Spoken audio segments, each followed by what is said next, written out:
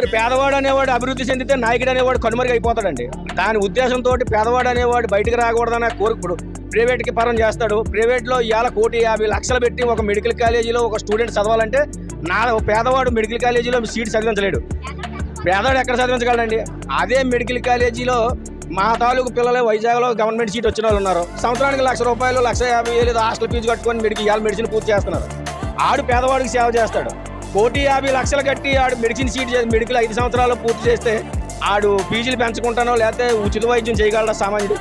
అప్పు చేసి medical college medicine చదివి ఆడు వైద్యం చేయలేడు కదా. నర్సీపట్నం నియోజకవర్గానికి మెడికల్ కాలేజీ నా జీవితాశయం.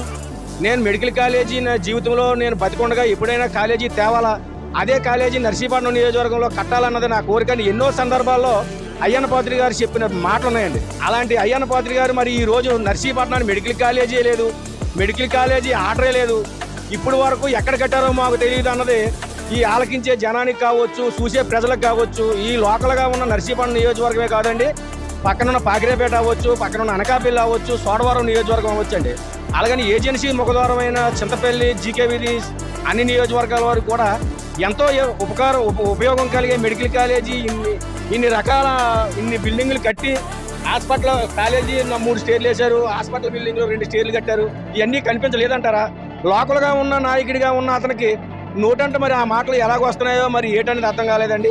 అదే ఈ లోకల్గా ఉన్న మండల నాయకులు అవ్వచ్చు, ఈ రోజు వరకు 54 కోట్ల రూపాయలు ఈ నర్సీపట్నం మెడికల్ కాలేజీకి ఇప్పుడు వరకు బిల్లులు అయ్యాయి.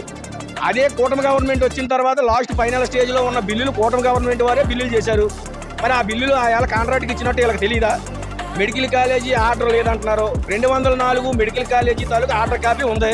మరి ఆ ఆర్డర్ కాపీ మరి వాళ్ళు మన గూగుల్లో కొట్టుకుంటే ఆర్డర్ కాపీ కనిపించదా? ఎందుకు అంటున్నారో తెలీదు. ఈ జనాలు ఏ రకంగా మభ్య పెడదామని వీళ్ళ ఆలోచనతో మాట్లాడుతున్నారు అనేది ఇప్పటి వరకు అయితే ఎవరికి తెలియలేదండి.